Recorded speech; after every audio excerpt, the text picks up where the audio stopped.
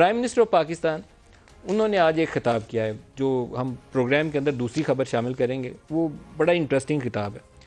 Interesting इस sense में है कि उस ख़िताब के अंदर प्राइम मिनिस्टर ने कोई 18 दफ़ा, मतलब आई एम सरप्राइज़ कि प्राइम मिनिस्टर ऑफ पाकिस्तान तकरीर कर रहे हों और 18 दफ़ा एक ही ख़िताब के अंदर, ये 10-20 ख़िताब नहीं है, एक ही ख़िताब के अंदर चोर और डाकू, चोर और डाकू, चोर और डाकू पॉलिटिकल अपोनेंट को कह रहे हैं। अब सियासी हरीफ हैं उनके, जो उनको बुरे अलकाबात से पुकारना बहुत ज़्यादा मुनासिब नहीं लगता, क्योंकि जिस ऑफ़िस में ये बैठे हैं वो प्राइम मिनिस्टर का ऑफ़िस है, वज़ारत उज़्मा है, बहुत बड़ा है। उस ऑफ़िस की जो आन शान है उससे ही मुताबिकत नहीं रखता ये लबो लहजा। आप बताइए कि जो करप्ट लोग हैं उनको इक़्तिदार में नहीं आना चाहिए, करप्ट लोगों का सियासत में हिस्सा नहीं होना चाहिए, लेकिन चोर और डाकू के अलकाबात। और दाएँ बाएँ कैबिनेट में देखें तो 10-20 केस अंदर लगे हुए हैं। अभी कल समा ने एक स्टोरी चलाई है। तो ऐसे में या तो शीशे के घर में आप बैठे ना हो तो फिर तो ठीक है, या आपका लेवल वो हो कि आपके दाएँ बाएँ सारे वो ऐसे हों कि पवित्र हों बिल्कुल ही, उनके ऊपर कोई बंदा उंगली ना उठा सके। ऐसी सूरत हाल भी नहीं है। काबीना के अंदर बेशतर लोग वो हैं जिनके ऊपर किसी पे चीनी स्कैंडल का, किसी पे LNG स्कैंडल का, किसी पे अद्वियात स्कैंडल का इल्ज़ाम लगा हुआ है। और मुखालफिन के लिए लबो लहजा उसमें इतनी कड़वाहट अच्छी नहीं लगती। सुनिए क्या कहा उन्होंने। ये जो सारे चोरों का टोला भी इकट्ठा हुआ है, सारे चोर इकट्ठे हुए हैं, एक दूसरे को चोर कहते थे। दो चोर बड़े बड़े डाकू बड़े बड़े चोरों को, सिर्फ छोटे चोरों को पकड़े, छोटे चोरों को जेलों में डालो, बड़े चोरों को पकड़ो ना। बड़े चोरों की चोरी तो मुल्क को तबाह करती है। छोटे छोटे चोर कितनी चोरी कर लेंगे। बड़े चोर जो मुल्क से पैसा चोरी करके बाहर लेके जाते हैं, इन चोरों को आप, वो एक चोर दूसरे चोर से मिलने जा रहा है। मैं इन डाकुओं के टोलों को एक आखिर पैगाम देना चाहता हूं, वो चेकबुक चोरी के पैसे से पैसा चोरी करके बाहर पैसा ले जाए। इंटरेस्टिंग ये है कि आप मुखालफिन को चोर डाकू कहते रहिए, लेकिन चोर डाकू साबित करना कोर्ट ऑफ लॉ के अंदर ज़रूरी होता है। शरीफ फैमिली या जरदारी फैमिली, इमरान खान को अपनी सियासत का एक क्रेडिट ज़रूर मिलेगा कि जिस ज़माने से इन्होंने धरना देकर ये करप्शन के ऊपर आवाज़ उठानी शुरू की थी, तो पीपल्स पार्टी की जो टॉप टियर है, जिसमें जरदारी फैमिली को कह लीजिए, आसिफ अली जरदारी, और दूसरी तरफ से शरीफ फैमिली, दोनों के ऊपर लोगों के अंदर एक राय ज़रूर बन चुकी कि वो करप्शन में मुलव्वस रहे हैं। करप्शन के इल्ज़ामात भी, वो फेक अकाउंट्स वाले आ गए, फलूदे वाला आ गया, कुल्फ़े वाला आ गया, कोई सरिये वाला, कोई पापड़ वाला, पता नहीं कहाँ कहाँ से वो बंदों के नाम आ गए।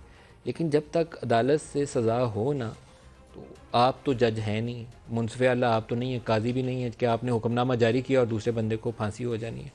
अब जो केस था बड़ा इंटरेस्टिंग है। शहबाज शरीफ, उनके ऊपर बड़े वो केस एक मौजूद है, उसमें कई अरब रुपया इन्वॉल्व है, और वो पैसा बहुत सारे जो कारोबारी लोग हैं वो घुमा के लेकर आते हैं। मनी लॉन्ड्रिंग भी हो सकती है, टैक्स एवेजन भी हो सकती है। अभी पेंडिंग है केस उसके ऊपर। शहजाद अकबर, वो एक केस जो था इनिशिएट करके कोई 1001 प्रेस कॉन्फ्रेंस कर चुके हैं, जिसमें पूरी कौम को उन्होंने मुश्ताक चीनी की और मंजूर पापड़ वाले की कहानियाँ सुनाई हैं। आज प्राइम मिनिस्टर ने अपनी स्पीच के अंदर उसका जिक्र किया, लेकिन उस केस का अंजाम देखिए। आज एक डॉक्यूमेंट्स का पूरा पलंदा है जो द न्यूज़ में आज स्टोरी शाया हुई है। मुर्तज़ा अली शाह ने वो स्टोरी फाइल की है, तो उनसे मैंने ये डॉक्यूमेंट्स हासिल किए। कोर्ट ऑर्डर है, कोर्ट रिकॉर्ड है, मैं इस्लामाबाद में बैठ के तो हासिल नहीं कर सकता था, ये बरतानवी अदालत का रिकॉर्ड है। तो वहाँ जो उनकी नेशनल क्राइम एजेंसी की तहकीकात हैं, वो अदालत के पास गए और फ्रीजिंग ऑर्डर हासिल किया, एसेट फ्रीजिंग ऑर्डर, कि हमें एसेट फ्रीज़ करने हैं शहबाज शरीफ के और सुलेमान शहबाज के। हमें शक है कि ये पैसा जो इनके अकाउंट्स में पड़ा है और जो इनके पास वहाँ 2 असासे हैं, ये मनी लॉन्ड्रिंग के ज़रिए पैसा यहाँ लाया गया, प्रोसीड्स ऑफ क्राइम है। उन्होंने एसेट फ्रीजिंग का ऑर्डर हासिल किया। उसके बाद 1 साल पूरा तहकीकात की।